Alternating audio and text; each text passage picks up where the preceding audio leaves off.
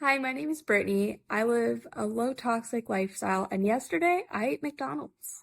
Right about now, I'm assuming you're thinking a few different things, one of which probably being, why would I care? Or possibly judging me. I don't know. You could be judging me because you don't give a crap about non-toxic stuff, or you could be judging me because you do. I'm not sure. But just bear with me. I'm going somewhere with this. Let me give you a little bit of a backstory here. So when I was in kindergarten, my pop-pop used to pick me up every Monday and he would take me to McDonald's. It was a tradition that we had and I looked forward to every week.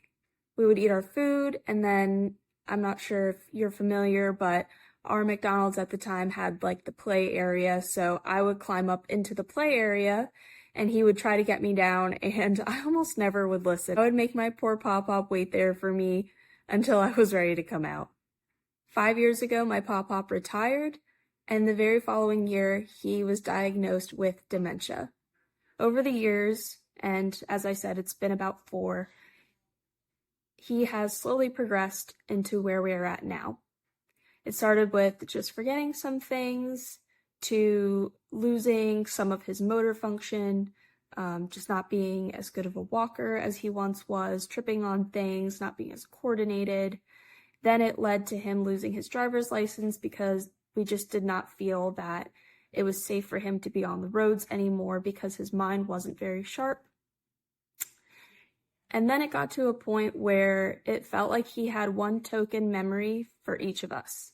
So whenever he would see one of his grandkids, he would talk about one specific thing that he remembered with us, and he would talk about it over and over again.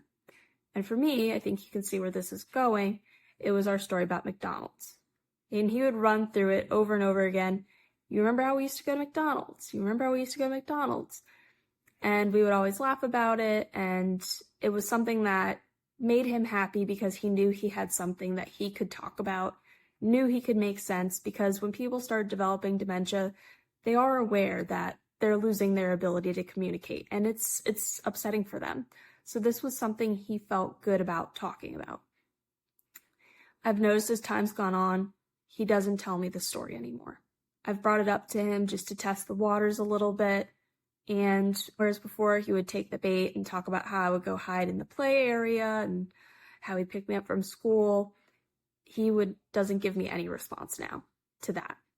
Back when McDonald's was clearly his core memory for me, we started a tradition of getting him a gift card there for every Christmas, and then we would plan a day where we would go with all my cousins to McDonald's and just have a lot of fun together.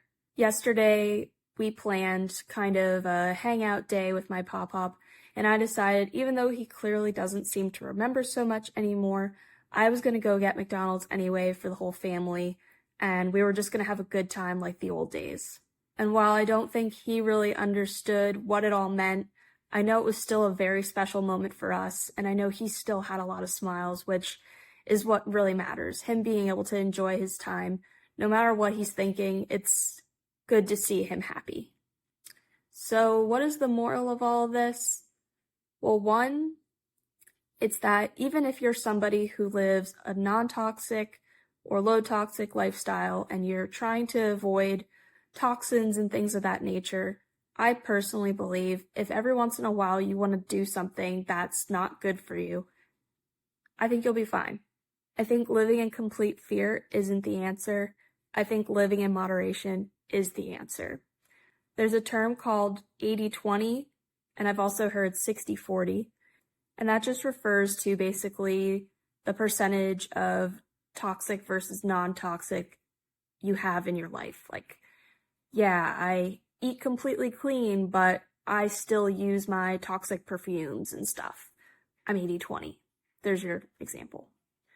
And I do agree that that's a pretty good way to live. I have no judgment for people who are completely non-toxic or, whatever. That's totally fine. It's personally not for me. I just try to live my life in moderation and try to create a healthier environment for my family. And this story about my pop-up is a great example of why I want my husband and my daughter to have a healthier life, because I don't want to see anyone else in my family suffer from this terrible disease. So I guess that's like a point as well. Take care of your family, try to set them up for success and health. But don't forget to enjoy your family too, because you don't ever know. Ugh, it's making me emotional. But seriously though, like, I'm in groups that talk about non-toxic stuff. It's super helpful, especially as somebody who's just learning.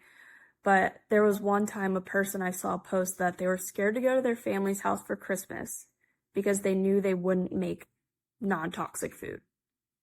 And I thought to myself, you really would miss out on one day with your family because of that. And I think it goes back to a lot of fear-mongering that I see on the internet.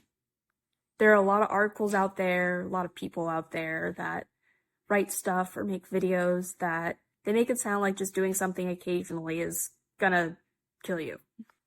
I mean, if you do things, a lot of different things that are not good for you, then yeah, it's gonna add up, probably. And so I try to convey in all my videos that even though I'm pretty much only posting non-toxic stuff because, like I said in the first ever video I posted, it's kind of useless for me to share toxic stuff when I'm trying to help people learn about non-toxic stuff. But I'm still not I'm not perfect, and I don't think that you should have to be either. I think you should be realistic and enjoy your life, because you never know. So whether you're somebody that lives a low-toxic lifestyle, a non-toxic lifestyle, or neither, you quite frankly don't give a crap, I hope this video helped you in some way. Also, that was a damn good cheeseburger.